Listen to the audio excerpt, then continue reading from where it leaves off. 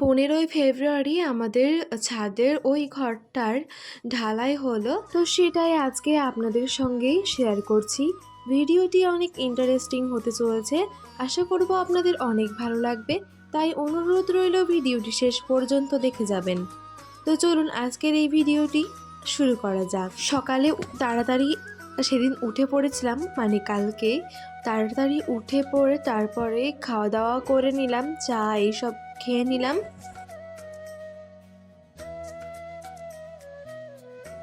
আর এইদিকে দেখেন বালি পাথর ইট সব পড়ে গেছে, এদিকে ওইদিকে ছড়িয়ে ছিটিয়ে আছে, এই সাইডে ওই সাইডে রেখেছে। আর হচ্ছে যে ওই মেশিনটাও চলে এসেছে যেটাতে ঢালাই করা হয়। তো আমি প্রথমে চলে গেলাম ছাদে। যারা আমার রেগুলার ভিডিও দেখেন তারা অবশ্যই এই ইয়েটা দেখেছেন যে এই জায়গাটা ফাঁকা ছিল আর এখানে এখন ঘর একটা হয়ে গেছে, মানে পুরো কাজ কমপ্লিটই হয়ে গেছে, শুধুমাত্র ঢালাইটা করতে বাকি। আর তাছাড়া ফিনিশিংটা পরে করা হবে, এখন না, তখন আবারও শেয়ার করব, চিন্তা নাই। তো এই যে আমি ঢুকে গেলাম, আর সাবধানে ঢুকছিলাম যাতে বাসটা না হিলে যায়, ওতে সমস্যা হতে পারে তার জন্য। তো আমি একটু ঘুরিয়ে ঘুরিয়ে দেখিয়ে দিলাম ঘরটা। এখন একদম ছাদের আমাদের নিউ লুক। তো যাই হোক, এই দিকে দেখুন ছাদের পুরো 12টা বেজে আছে, কারণ এইখানে ওইখানে সব বাড়ি টালি এইসব রাখা আছে। আর এই যে আমাদের ঘরের উপরে কাজ হচ্ছিল, যাই হোক কিছু একটা করছিল, আমি কি আর দেখতে পাচ্ছি, এখান থেকে দেখা যাচ্ছে না। তো যাই হোক, আর এখানে আমি যে উঠে দেখাবো সেটাও পরিস্থিতি নাই। আর পুরো ছাদের তো অবস্থা খারাপ হয়ে আছে এখন, তো এটাই স্বাভাবিক, এটা তো থাকবেই। তারপরে নিচে চলে আসি, নিচে এসে দেখি নানা সব এই পাউরুটি মিষ্টি এইসব নিয়ে চলে এসেছে, কারণ ওদেরকে খেতে দিতে হবে তার জন্য। তো পাউরুটি আর মিষ্টি নিয়ে এসেছিল, তো আমি সেটাই একটু দেখাচ্ছিলাম। আর এই যে এখানে ওই যে মেশিনটা সেটাও কিন্তু চলে এসেছে, আর এই মাত্র এটা শুরু হয়ে গেছে, এই যে বন বন করে ঘুরছে ওটা। তো যাই হোক, তারপরে আমি একবার বাইরে গেলাম, বাইরে থেকে পুরো ভিডিও ক্লিপটা নিলাম। সবাই কাজ করছে, এদিকে বালি টালি চালাচালি এইসব হচ্ছে, আবার সেই মেশিনে পাথর টাথর ভরছে। যাই হোক, যেভাবে হয় আপনারা সবাই জানেন।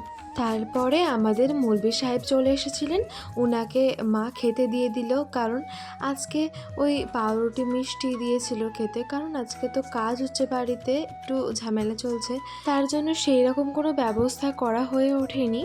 তো এই যে এখন হচ্ছে আমি কুল খাচ্ছিলাম, নানা কুল কিনে নিয়ে এসেছিলো বাজার থেকে, সেই কুলটাই আমি খাচ্ছিলাম। কুল খেতে খুবই ভালো লাগে, আর এটা হচ্ছে মিষ্টি কুলটা, ওটা খুব ভালো লাগে খেতে। আপনাদের কার কার ভালো লাগে কমেন্টে জানাতে ভুলবেন না। আর এইখানে আমি বসে বসে কি করছি দেখুন, আমার একটা ডিউটি হয়ে গেছে এখন, এখানে দাঁড়িয়ে দাঁড়িয়ে ওই মোটরের সুইচটা যখন অন করতে বলবে তখন আমাকে অন করতে হবে, আবার অফ করতে হবে, মানে এখানেই আমি দাঁড়িয়ে আছি। মানে ওখানে তো জলের প্রয়োজন হচ্ছে, তো বারবার মোটর অন করতে হচ্ছে, অফ করতে হচ্ছে, এই আমার ডিউটি। তো এখানে আমি অনেকক্ষণ দাঁড়িয়েছিলাম আর ওইভাবে অন অফ করতেই থাকি।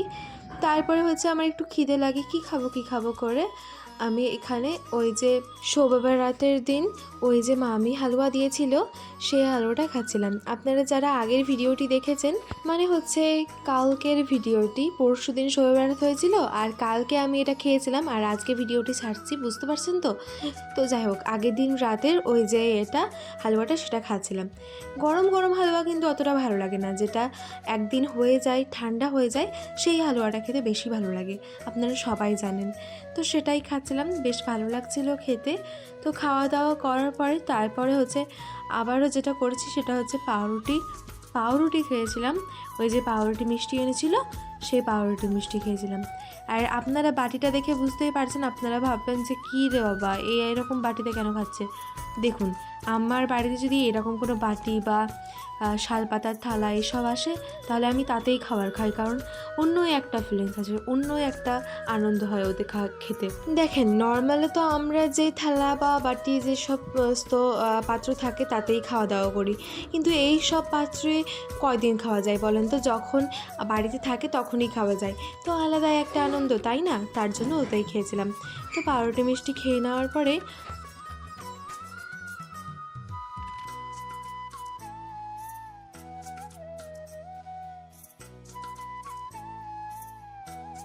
আমি যে একাই একাই খাবো আর আমার ধলু সোনা এইভাবে দেখবে এটা হতেই পারে না। আমি তার জন্য ওকেও একটা পাউরুটি খাইয়ে দিলাম। ও কিন্তু এইসব জিনিসগুলো খুবই পছন্দ করে। তো যাই হোক, তারপরে ওকে আমি খাইয়ে দিলাম পাউরুটি, বিস্কুট, তারপরে হচ্ছে খেজুর, কিশমিশ এইসবগুলা, আর কলা, এইসব জিনিসগুলাও খুবই ভালোবাসে। তো ওকে ছাড়া আমি খেতেই পারবো না। তো যাই হোক, তার জন্য আমি ওকেও খাইয়ে দিলাম।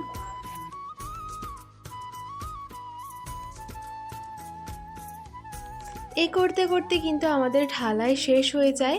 আর এখন হচ্ছে স্নান করে রেডি হয়ে গেলাম। এবার হচ্ছে ভাত টাত খেয়ে নিব। তো ভাত খেয়ে নিয়েছিলাম আমি আগেই। আর এই যে আমার আম্মা খাচ্ছিল, তো সেটা আমি ভিডিও করেছিলাম। আজকে এই সমস্ত তরকারিগুলো ছিল আমাদের। তো যাই হোক, তারপরে এখন আমি টিউশন যাব। টিউশন যাওয়ার আগে আমি একটু রেডি হয়ে নিয়ে তারপরে আমি একবার ছাদে চলে গিয়েছিলাম যে ঢালাইটা ঠিক কেমন হলো সেটা দেখে আসি। কারণ আমি এই প্রথমই আসলাম ছাদে ওই ঢালাই হওয়ার পরে। তো ভাবলাম আপনাদের সঙ্গেও শেয়ার করি। তো এই যে আবার একটু ঘরটা দেখালাম, তারপরে আস্তে আস্তে আমি চলে আসলাম। কারণ একটা বাসে যদি একটু লেগে যায়, ছোঁয়া লেগে যায়, তাহলে যদি সরে যায় তাহলে সমস্যা হবে, তার জন্য। আর এই যে এখানে একটা মই করেছে এইরকম, তো ওই মই আমি এখন উঠবো। মানে ভাবতে পারছেন, আমি সিরিয়াসলি বলছি, আমি কোনোদিনও উঠিনি, এই প্রথম উঠছি জাস্ট আপনাদের জন্য। তাও বলা যায় আমার জন্য, কারণ আমারও প্রচণ্ড দেখার ইচ্ছা হচ্ছে ওপরটা। তো যাই হোক, তারপরে কষ্ট মষ্ট করে আমি উঠে গেলাম। ভয় লাগছিল, কারণ কোনো দিনও উঠিনি যেহেতু, তাও একটু কষ্ট মষ্ট করে আমি উঠে গেলাম। তো চলুন এখন উঠে যাওয়া যাক। ওঠার সময় খুব ভয় লাগছিল। এখন যারা উঠতে জানেন তারা বলবেন যে এ আবার কী রে বাবা, এই ছোট্ট একটা জায়গায় ময়ে উঠতে কি করছে না করছে, এরকম ওনারা বলতেই পারেন। কিন্তু একটা কথাই বলবো, যে যারা কোনো দিন উঠেনি হঠাৎ করে যদি কোনো জায়গায় ওঠে, তাহলে তার কাছে কিন্তু সেটাই বিশাল বড় ব্যাপার হয়ে যায়। তার কাছে সেটাই মানে ভয় লাগার মতো বিষয় হয়ে যায়। তো আমি একটু সাবধানে উঠে গেলাম। আর আরও একটা কথা তো আপনাদেরকে বলতেই ভুলে গেছি, আমি কিন্তু বলিনি, নিচে বলেই আসিনি মা নানিদেরকে যে আমি ওই ময়ে উঠবো। বললে কিন্তু আমাকে উঠতেই দিত না, কারণ আমি কোনো দিন উঠিনি। হঠাৎ করে যদি উঠি তাহলে যদি কোনো হয়ে যায়, তার জন্য আমাকে উঠতেই দিত না। তো আমি না বলেই আমি লুকিয়ে লুকিয়ে এসেছি ছাদে, এবং লুকিয়ে লুকিয়ে আমি উঠেছি।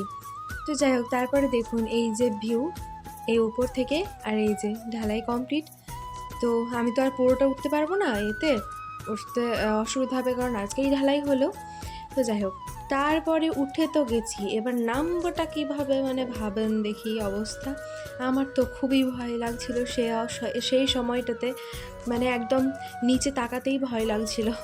ময়ে উঠে তারপর নিচে তাকাতে কেমন জানি লাগে। যারা হঠাৎ করে উঠবেন তারাই বুঝতে পারবেন, তাছাড়া কেউ বুঝতে পারবে না। তো আমি একটু সাবধানে, তো আমি আস্তে আস্তে আস্তে আস্তে নিচে নেমে পড়লাম, খুবই সাবধানে, ভয়ও লাগছিল। তো যাই হোক, আর এই দিকে দেখুন আমার হাতের 12টা বেজে গেছে, একদম ধুলো টুলোতে অবস্থা খারাপ। তো কিছু করার নাই। এবার কিন্তু আমি যদি এই হাতে নিচে যাই তাহলে আমাকে কিন্তু খুবই বকা খেতে হবে, কারণ আমি এটা লুকিয়ে উঠেছি। এবার এটা ধরা পড়লে একদমই যাবে না। এখানে জল ছিল, ওই মিস্ত্রিতে কাম করেছিল, এখানে জল টল ছিল, সেই জলে কিন্তু আমি হাতটা ধুয়ে নিয়েছিলাম, যে একদম ধরা দিব না তার জন্য। তো যাই হোক, ধুয়ে নিয়েছি, এবার আমার শান্তি, নাহলে আমার অবস্থা খারাপ হয়ে যেত। তো আজকের এই ভিডিওটি, এই ছোট্ট ব্লগটি কেমন লাগলো অবশ্যই কমেন্টে জানাতে ভুলবেন না। ভিডিও ভালো লাগলে চ্যানেলটিকে সাবস্ক্রাইব করে পাশে থাকা বেল আইকনে ক্লিক করে অল নোটিফিকেশন অন করে দিবেন।